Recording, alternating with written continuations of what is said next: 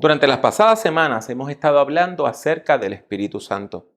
Hemos hablado acerca de la promesa, del poder, del bautismo, de los dones y del fruto del Espíritu Santo. Ahora bien, ¿cuál fue el resultado de la acción del Espíritu Santo sobre la iglesia primitiva, sobre esa comunidad de fe que apenas nacía? ¿Qué consecuencias tuvo el ministerio del Espíritu Santo sobre aquellas personas que seguían a Jesús?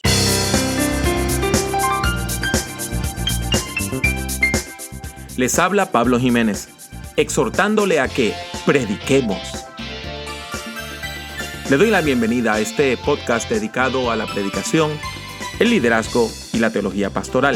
Esperamos que el tema que tenemos para el día de hoy sea de gran edificación a su vida.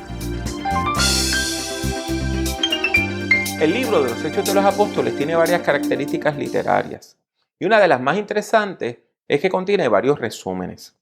El primero de esos resúmenes se encuentra al final del capítulo 2 y, aunque está inmediatamente después del sermón que predicara a Pedro el día de Pentecostés, en realidad nosotros no sabemos exactamente cuánto tiempo pasó, si pasaron semanas, meses o años entre el día de Pentecostés y los eventos que narra el capítulo 2.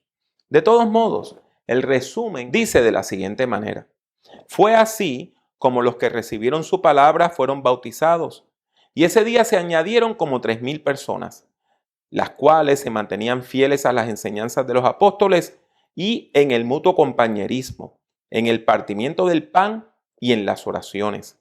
Al ver las muchas maravillas y señales que los apóstoles hacían, todos se llenaban de temor, y todos los que habían creído se mantenían unidos y lo compartían todo.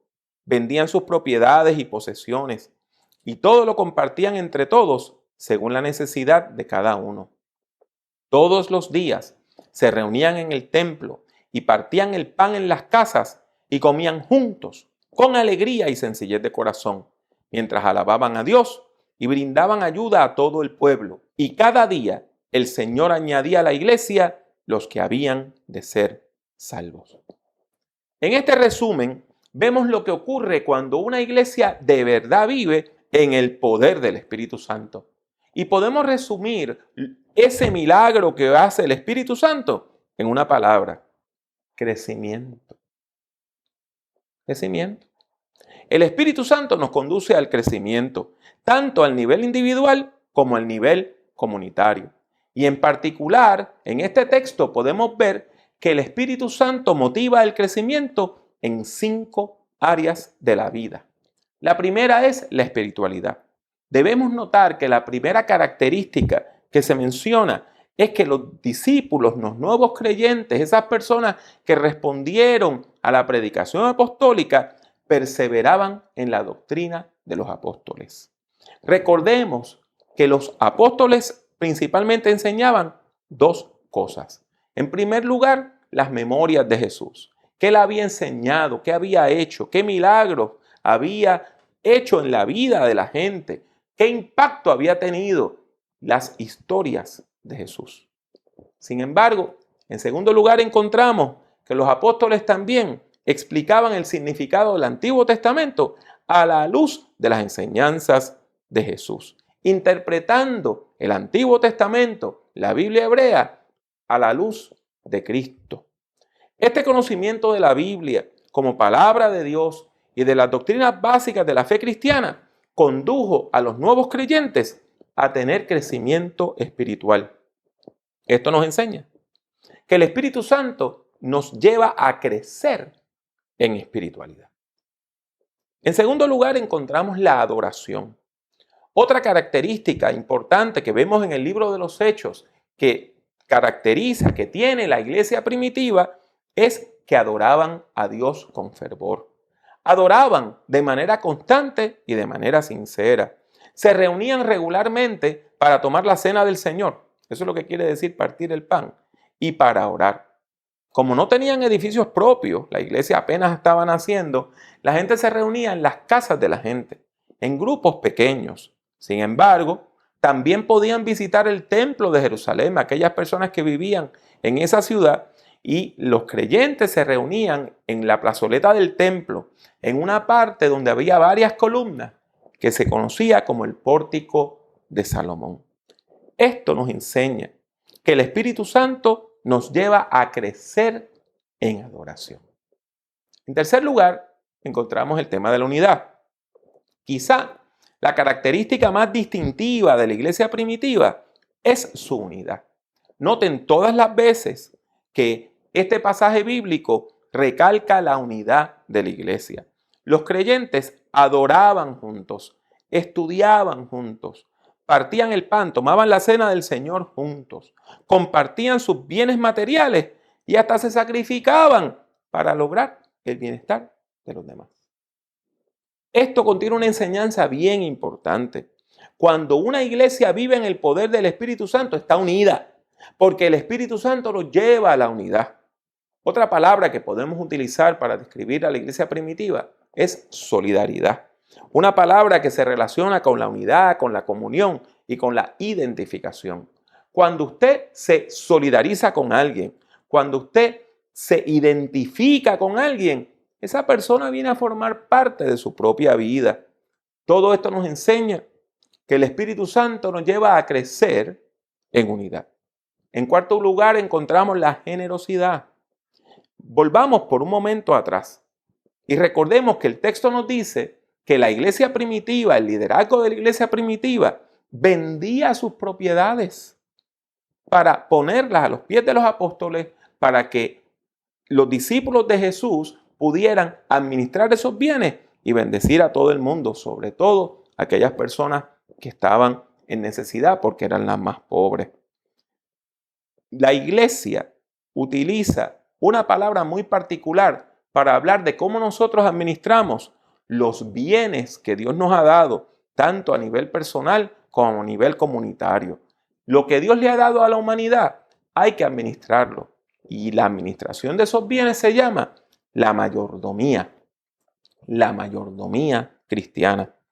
Este concepto, esta palabra nos recuerda que en el fondo todas las cosas le pertenecen a Dios.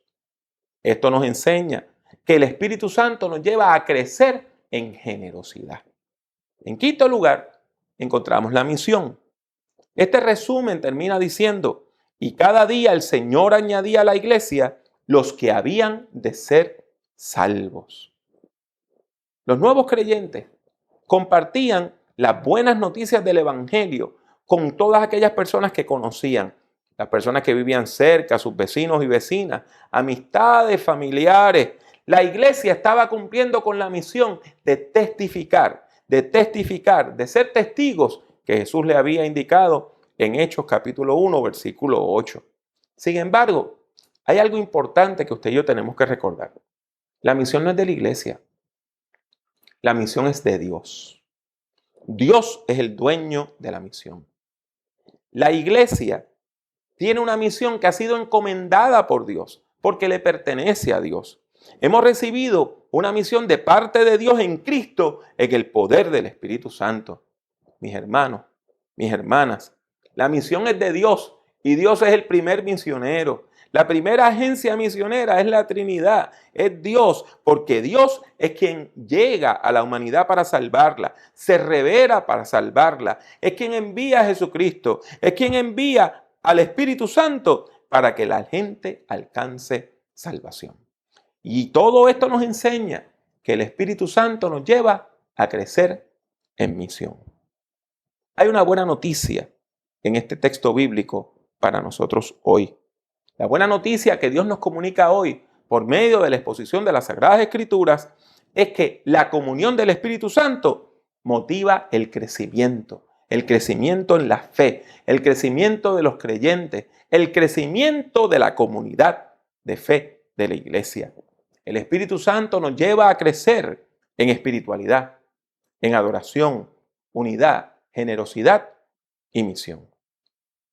Hoy le pedimos a Dios en oración que todo esto se haga una realidad en nuestros medios y que por medio de este ministerio ustedes y yo podamos unirnos en el nombre de Jesús y podamos desarrollar una relación con Dios más profunda, una relación con Jesucristo más profunda, una relación con el Espíritu Santo más profunda, una relación que nos lleve a crecer en espiritualidad, en adoración, en unidad, en generosidad y en misión. ¿Qué queremos? Queremos que usted crezca espiritualmente y que cada vez se sienta más cerquita de Dios. Queremos que sus oraciones sean cada vez más sentidas, que su adoración sea cada vez más profunda. Queremos ver el milagro de la unidad, que por este medio podamos unirnos gente de todo el mundo de habla hispana. ¿Y sabe qué? Ya eso está ocurriendo. Hay personas que nos ven en Argentina, hay personas que adoran con nosotros en México, en Puerto Rico, en distintas partes de los Estados Unidos. Ese es el milagro de la unidad. También queremos que usted crezca en generosidad para bendecir a otras personas como Dios le ha bendecido a usted. Y también queremos que usted viva con sentido de misión, de propósito, sabiendo que usted tiene un llamado de parte de Dios. Dios le llama a colaborar en una tarea hermosísima: salvar a toda la humanidad en el nombre de Jesús. Amén. Les habla una vez más Pablo Jiménez. Deseo darle las gracias por escuchar este podcast. Si desea escuchar o ver algunas grabaciones adicionales, estas son las opciones. Suscríbase a Prediquemos por medio de iTunes o de su aplicación favorita para descargar audio desde el Internet. Si ha disfrutado de este programa, le ruego que deje una valorización positiva del mismo, ya que eso ayudará a que otras personas puedan encontrar nuestro podcast. Visite nuestra página en el Internet drpablojimenez.com. Allí encontrará centenares de documentos en texto, audio y vídeo relacionados a la predicación, la teología pastoral y el liderazgo cristiano. El acceso a todos estos documentos es completamente gratuito. En YouTube, acceda a mi canal, que también se llama Dr. Pablo Jiménez. Allí hay más de 800 vídeos de sermones, conferencias y además algo de música cristiana. En las redes sociales me consigue utilizando el mismo nombre, Dr. Pablo Jiménez. En particular, puede encontrarme en Twitter, Facebook, LinkedIn, Tumblr y también en Instagram, entre otras redes. Y si desea comprar algunos de mis libros, tales como Principios de Predicación o Predicación en el siglo XXI, tiene dos opciones. La primera es ir a la sección de libros en mi página drpablojimenez.com. La otra es ir directamente a amazon.com y colocar mi nombre, Pablo Jiménez, en el buscador. Ha sido mi placer tenerle en este podcast. Que Dios le bendiga mucho y que Dios le bendiga siempre.